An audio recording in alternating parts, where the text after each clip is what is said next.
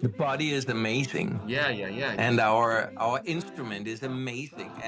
And of course we have to take care, but we also sometimes have to dare to go out into new fields. And if you were thinking about this sound like 20 years ago and you went to but to some classical singing teachers, they would have been scared of this sound. Voice Boyz. En het mysterie van... Complete vocal technique. Hallo allemaal!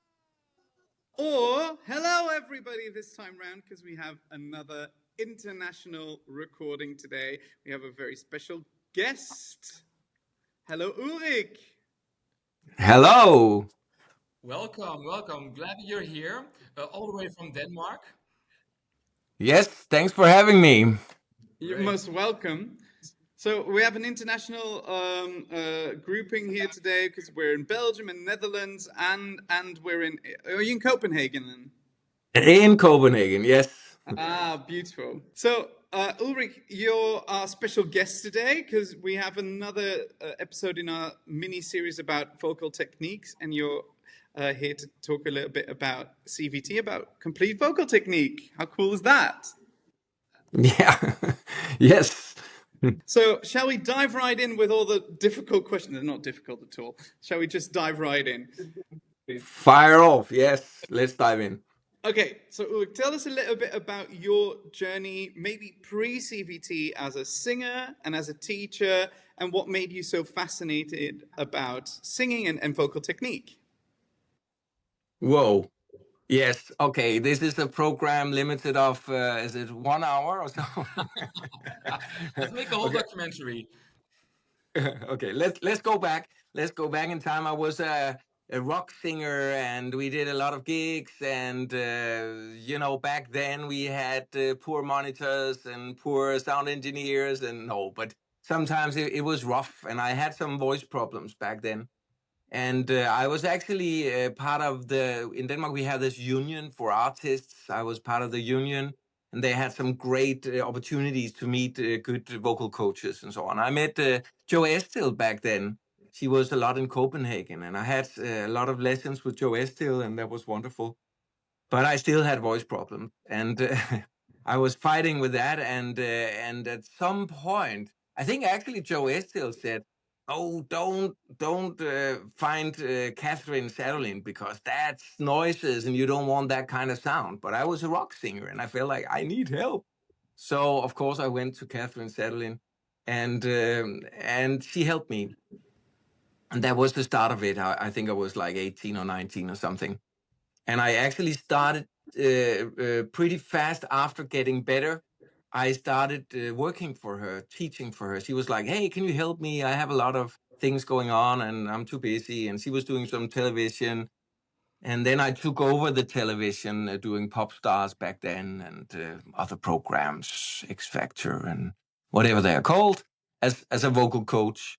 So I actually started teaching around 20, 21 years old.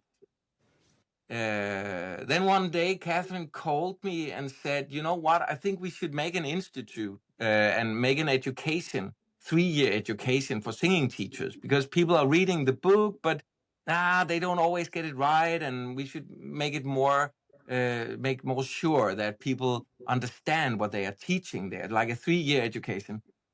And I remember I said, yeah, that's cool. I will for sure teach there, and you just let me know. And then she said, "Well, actually, I think you should be one of the students." And I was like, "What? I already teach this for, I can remember, for a couple of years, 5, 6 years or something." But then she persuaded me, and I'm so happy she persuaded me, because there was a lot more to dive into, also the pedagogics. And then I did a 3-year education, and we finished in 2005. I finished in 2005. That was the first startup. And there we founded the Institute in 2005. And then I started teaching at the Institute. So you see, it's back since I was, 20 years old. And then in 2005, it was more formal, more like an institute, a 3-year education, and many other educations, by the way. Yes. And a lot has happened. Yeah, Yeah. yeah. The institute has grown enormously since then. I think it's the most popular institute Yes. in Europe at the moment. Yeah. So It's it's the a biggest, at big, least. big institute. A lot of singers going there, and a lot of teachers going there. So that's wonderful. But for the people who've heard of CVT for the first time, is there maybe can you explain the core principles in like 5 sentences or something? Just a brief synopsis. No worries, Ulrik. We've asked everybody this question, and they all responded with, that's not a lot of time. Yeah. Yeah, it's like when you do television, it's a little bit the same, right? You have to tell all the difficult stuff in very short time. And I don't know, but let's start with saying the name, complete vocal technique. It's actually because the idea was actually to embrace all sounds. So thereby complete. It's not that we think we are more complete than others. It's just that we would like to see if we can make all sounds in a healthy way. So that's where it starts. And then make a terminology, because we maybe felt a little bit that a lot of singing technique was a bit in, in the smoke, or like difficult to understand. What is it specifically? What is going on specifically? What is support? How do I make distortion? Things like that could be really cool with one teacher that had some pictures, pretend you're this or that, but you didn't really understood what was going on. So we kind of tried from there to say, okay, every time we have a new sound, we all try to make it, and then we try to make some science behind it, some recordings, measurements, waveforms, and I'll not bore you with all the No, we a love lot those. of We love those. We actually we do the whole time. So, and I think our listeners yeah. also like it a lot. So, if you have anything about that, just tell us. It's wonderful. That there are currently 21 scientific papers on these things that you can look up, and there's a lot going on. It's the later years, I must say. The first 10 years, maybe from 2005 to around 15 or so, we were more like doing it. I was doing it, and then the later years, more and more papers have come out, and some are better at maybe writing the papers, where others like me are more practical, more teaching, more into the pedagogicals. But of course, we love it. It's great to have all the facts and to understand it. And back then, as a young rock singer, it was so cool for me to actually be able to try these sounds and get some help with these sounds, and to maybe also understand a little bit of what is going on. How does my instrument work? And that's also, when you ask me that question about CVT, it is very much about how does the instrument work? What do I do with the larynx? What is important with the palate? What is important with the tongue? How does my diaphragm work? Blah, blah, blah. And of course, it's also very individual, but there are some headlines that are really good to know. Might it be interesting, because CVT is obviously very known for their 4 core sounds, if I say it correctly. Do you want to delve in a little bit more? Like, I didn't want to give them away, but yeah. Well, it started out back then with 4 modes, neutral, curbing, overdrive, and back then it was belting. We decided to change belting to edge because there was too much confusion. Because belting is a word that's very used out there, and people use it differently. So to make sure we had our definition, we changed it to edge. But the softer "Happy Birthday to You," and then you have like more like at the end of the road, a little bit held back thing, curbing like. And then we have the amen, more powerful overdrive. And then we have the more edgy things. And the edge is not like, it's not like a soft twang. It's more like, with some power in it, right? So I you don't think have your microphone extra handled that rows. sound. No, maybe I should make it a little bit lower. Hey, I've been knocked down, it's a crazy town, or how many roads must a man walk down?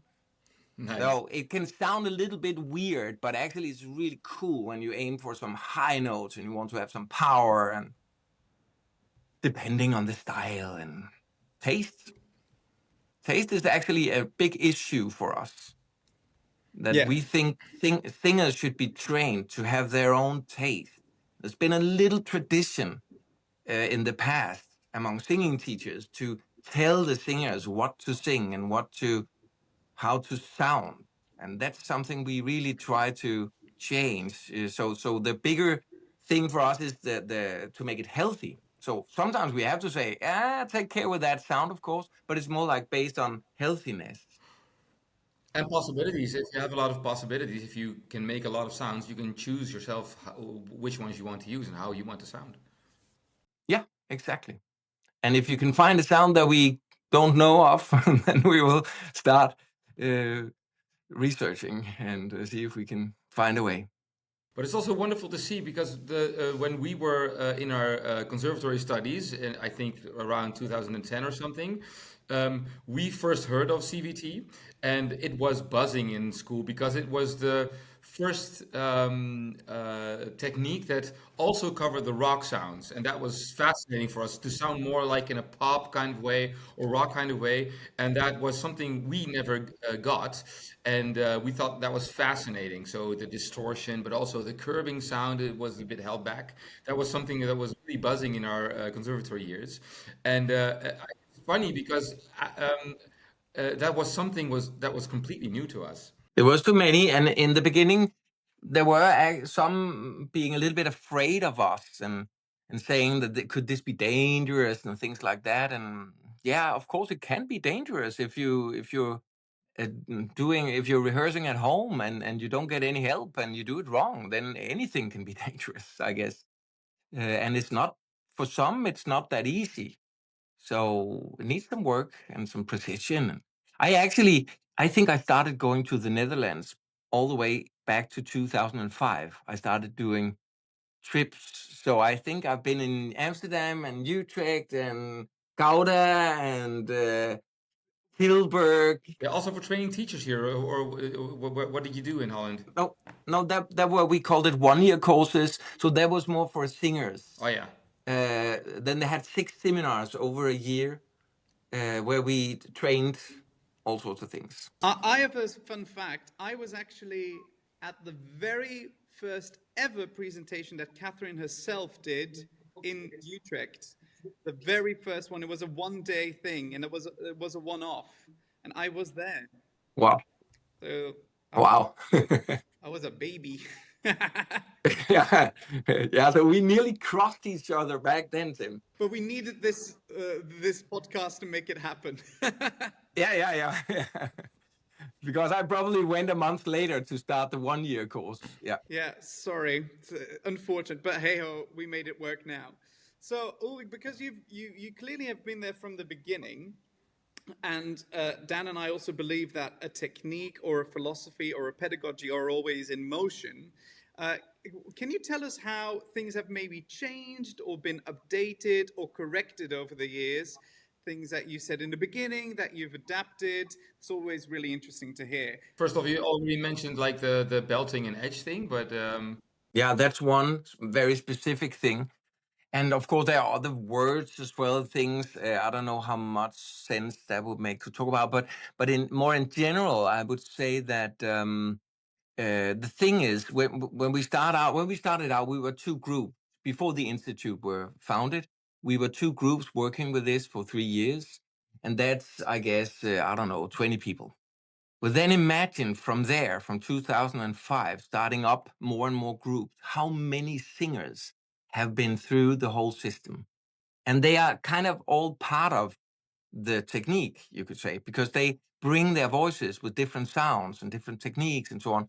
And we can ask them, how do you do? And we can look with cameras, we can try with the EKG and things.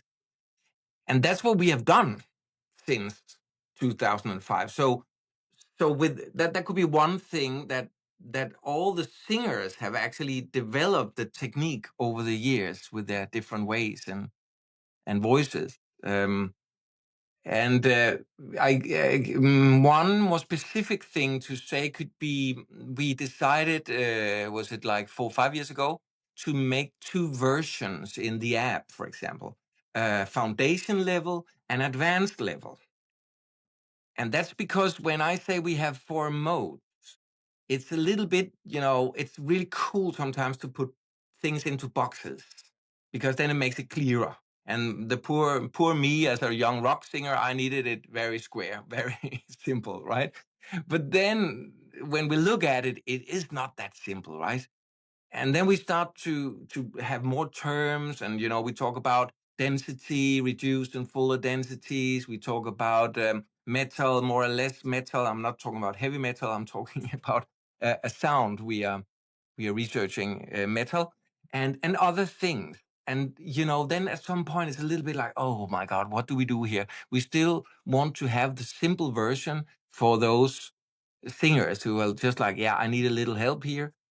And we also would like to go a little bit closer to the truth, or the nerds, or those who would like to dive deeper into it. And therefore, then we have two versions, foundation level and advanced level.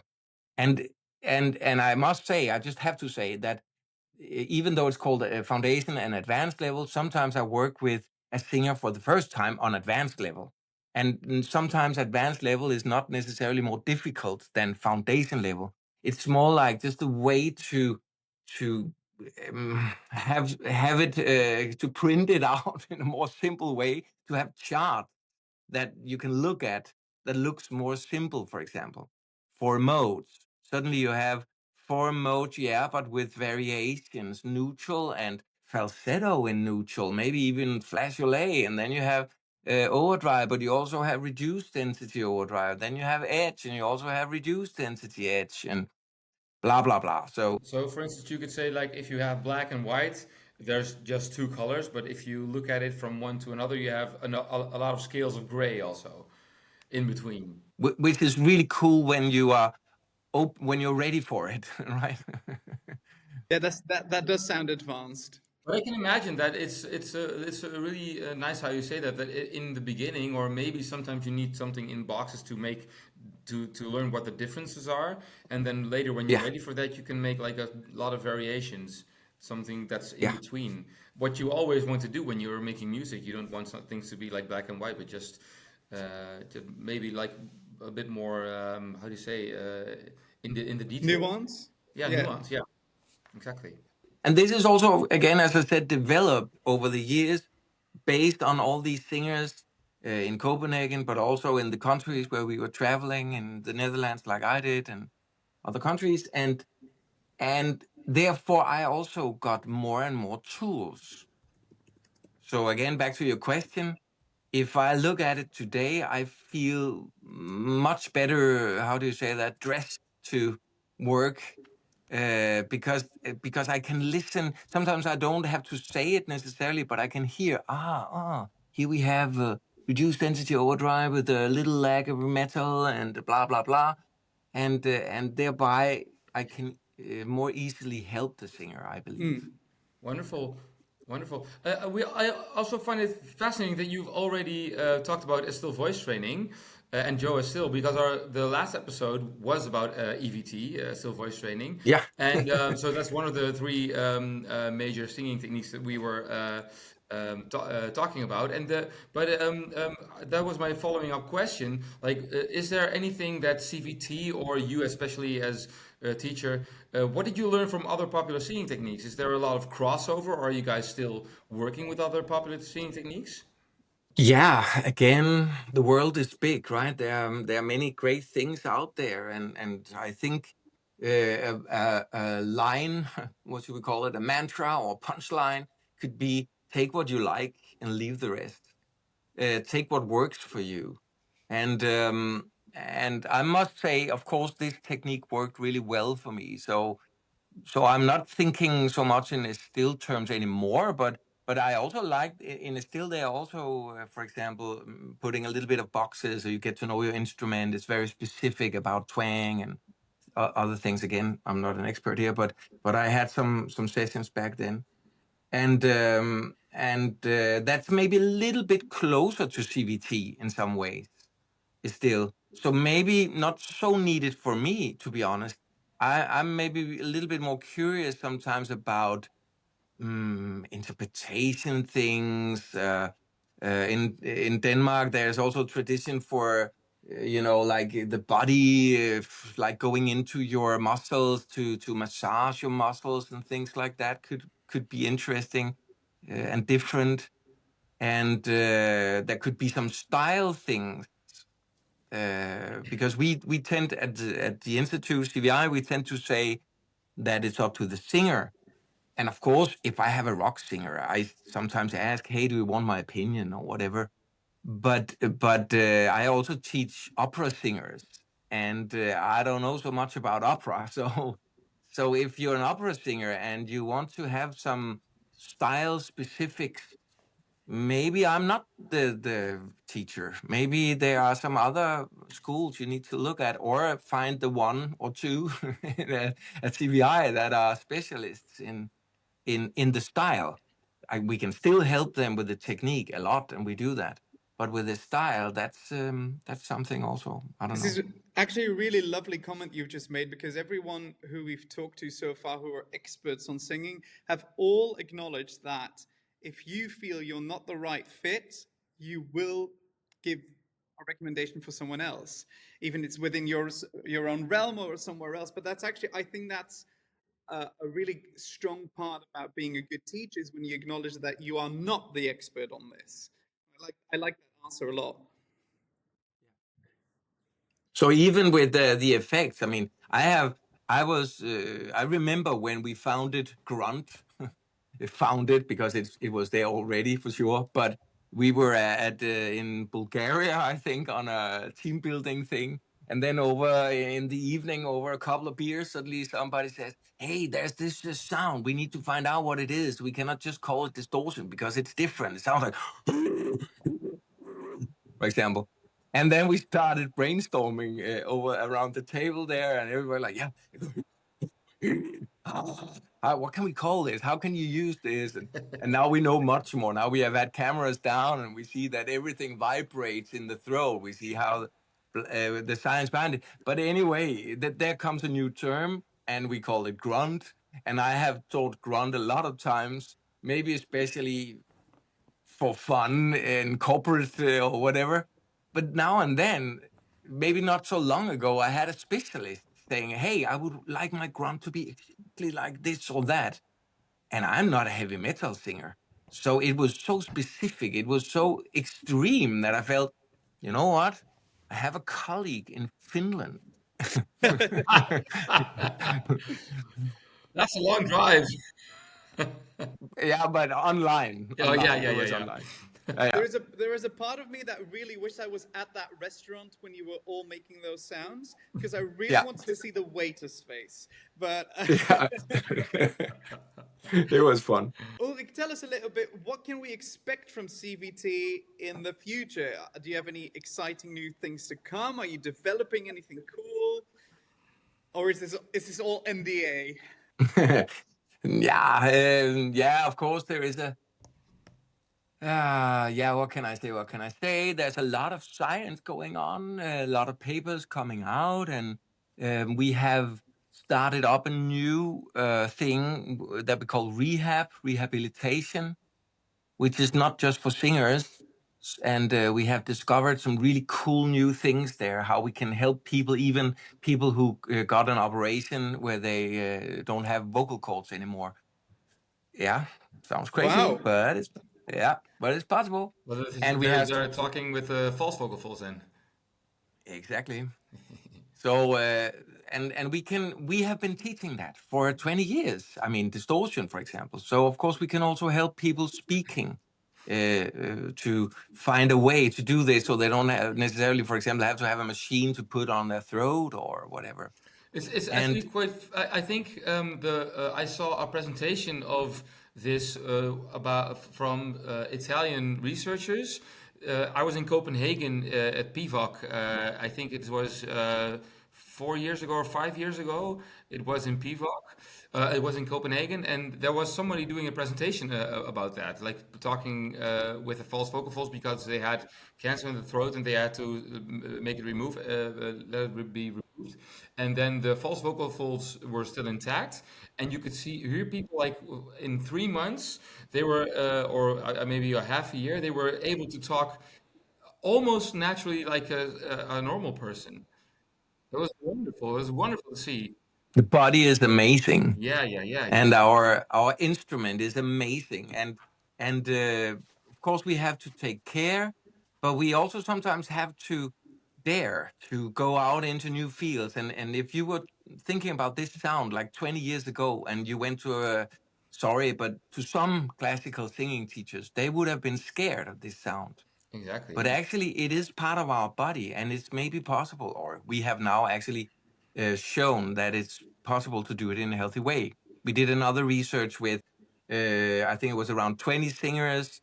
Was it 15 years ago or something? Then measure everything, and then they made a score of how good did they feel. And then over the next 15 years, they were using distortion, grunt, rattle, creak, all the effects. And 15 years later, they actually felt even more healthy and good.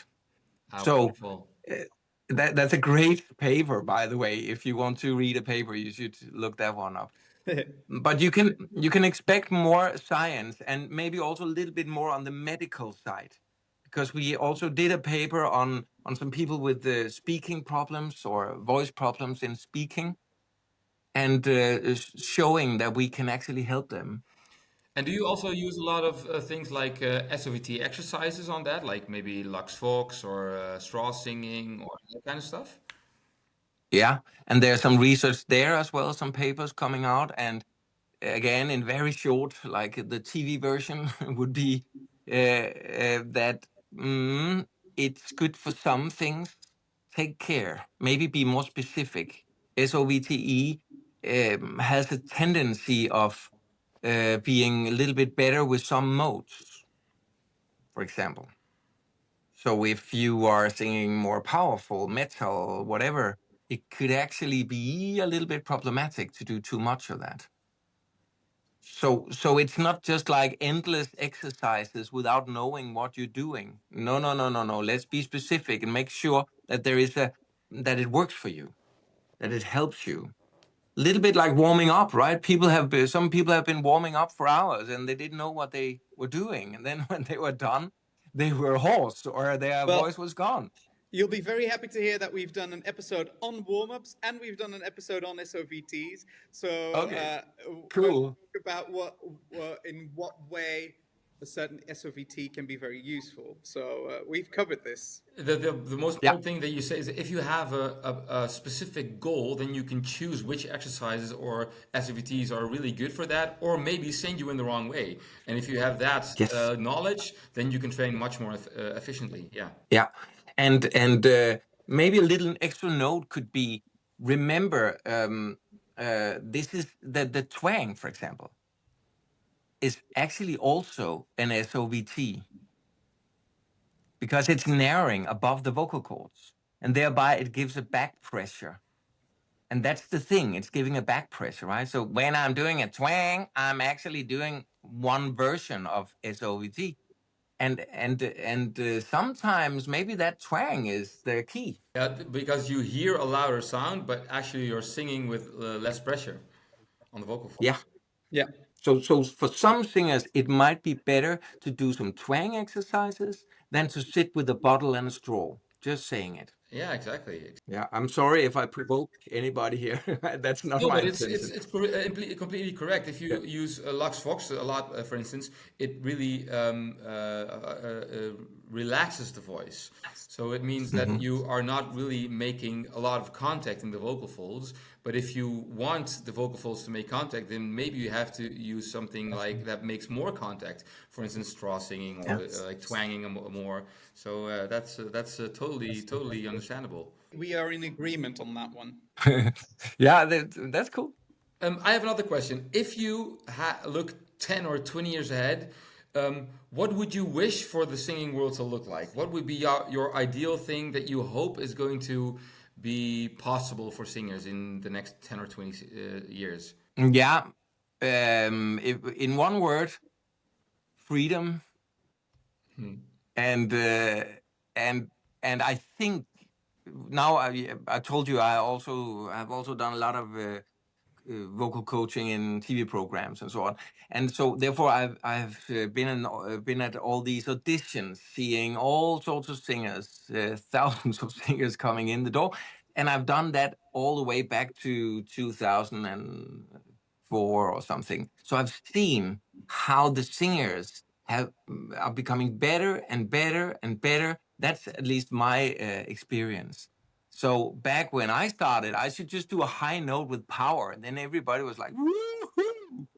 But nowadays, the singers can do all sorts of things, and I'm amazed. And I guess there's more and more freedom to try out more rough sounds, freedom to choose other styles, freedom to cross over, freedom not to necessarily do what the record label says, or I don't know, that's maybe too far to go, but freedom, that's what I Well, I was thinking maybe it would be awesome if you have like we have AI now, and like if we would have like a USB drive just in our heads, and you could just upload your singing technique. Wouldn't that be awesome? Instead of taking countless lessons, you could just upload the new Dan, vocal if we modes do that, do that. we don't have a job anymore. That's true. no, That's true. me too, yeah. But let's not do that then. No, I was just thinking, I'm listening right now, listening a little bit to Ray Charles, some old Ray Charles songs, and now and then when you dive into older things, they also do things that are maybe a little bit out of the box here and there, maybe not completely perfect. And if you upload with an AI to your brain, then maybe it becomes too perfect. That could That's be true. another point. That's And sometimes mistakes also open up for new things. In the studio, how we say that we can always do another take. So never stop singing. Just finish the line you're doing there in the studio, and maybe that mistake ends up being the great thing on the album. Then live is another story, because you have to stay healthy when you're touring, right? But I think that's always the interesting thing about teaching singing. It's fun because even Dan and I talked about this 2 days ago. Technique or a choice is great, but you need to balance it out with great musicality. And I think the second half is something that will be really tricky for robots to immediately grasp, because actually there is musicality in the imperfection sometimes. And also to remind that everything is taste, but what I think is maybe something that is less perfect, or maybe not my taste in musicality, would be wonderful to somebody else. Another example is "We Are the World," right? I was working with that last week. When you find the video on YouTube, and you see that wonderful variety of singers, and how different they are, and then Bruce comes in with his like, and then Cyndi Lauper, and then Bob Dylan, who had difficulties reaching, Yes. yeah, and then actually he ends up making a signature of the song, right? He's so insecure, and he's afraid it's wrong, but it actually ends up being a line where you feel the goosebumps when you hear it. That Netflix documentary is great on it as well. Is it Yeah. Just One Day or something? I think it's called. Hey Ulrik, we're sort of approaching the end of our conversation here, but we have a couple of things that we always ask people. And for example, especially now, do you have a favorite exercise that you love doing with people? Ooh, that's a difficult one, because You can choose one. There's only one you can choose.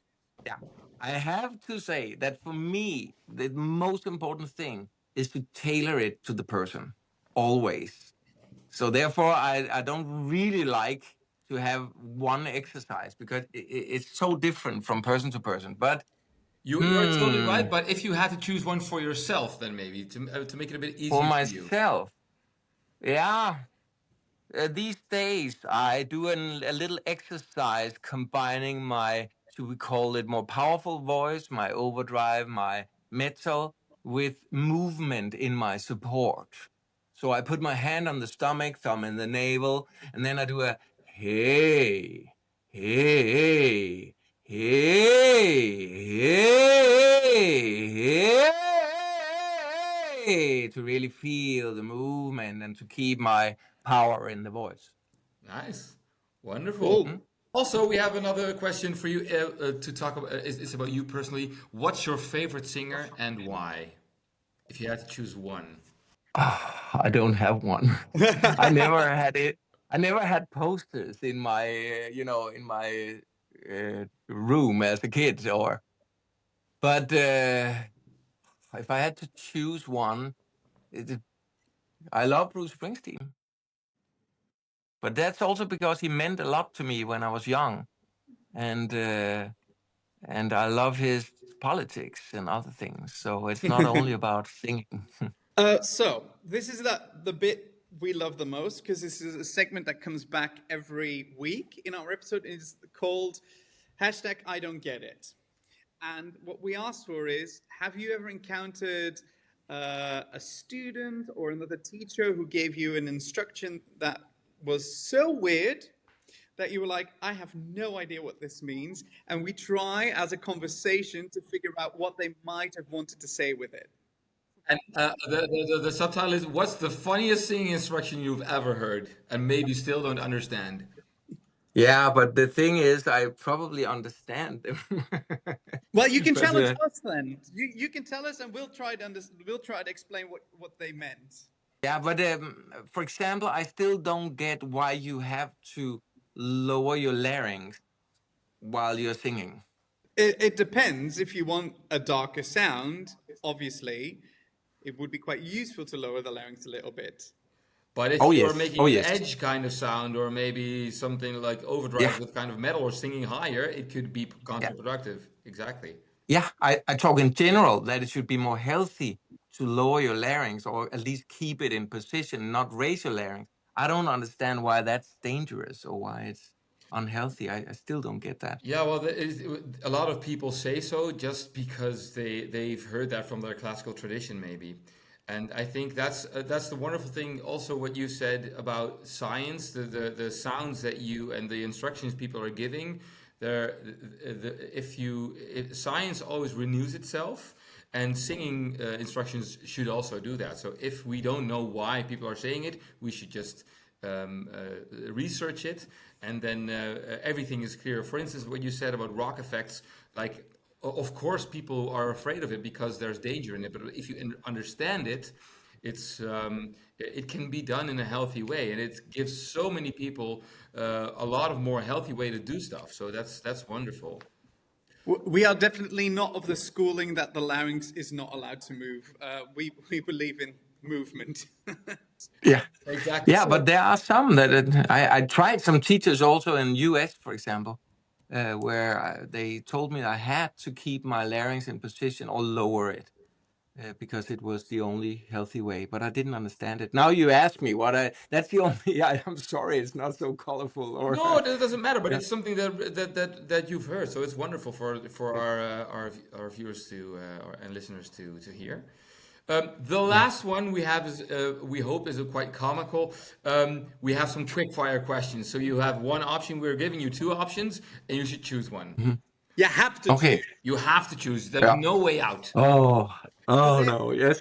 But they are super easy. It's literally like, do you like warm weather or bad weather? And then you choose whatever you say. Okay, I'll try. Are you ready?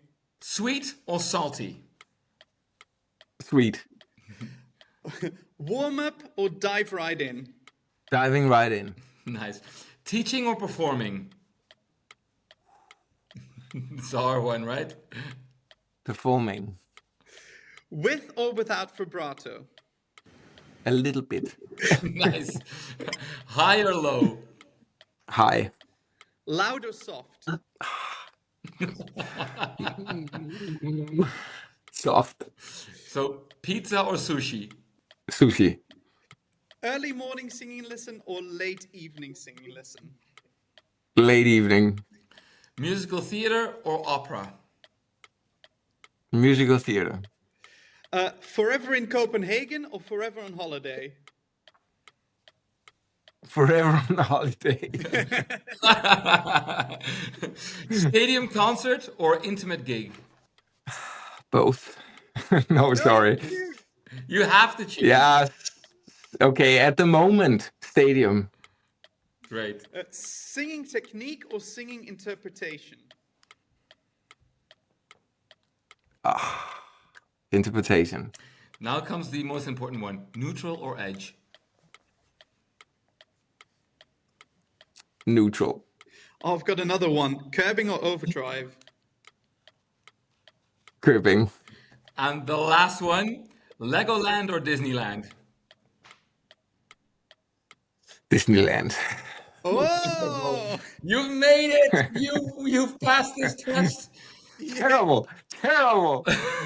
No, it was fun, but it doesn't mean that I don't like the other things, right? We know. Yeah. But it's funny to hear. It tells a lot about you. So thank you so much, Ulrik, for making the time to talk about this wonderful singing technique, CVT. And we are very grateful. And we always say goodbye to our listeners with a Dutch greeting.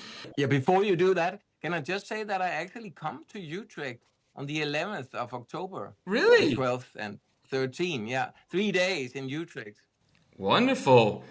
And to say goodbye to our listeners, we would like to invite you to do it in Dutch. We always say doei Voice Boy. Voice Boy is like our name, but doei is bye.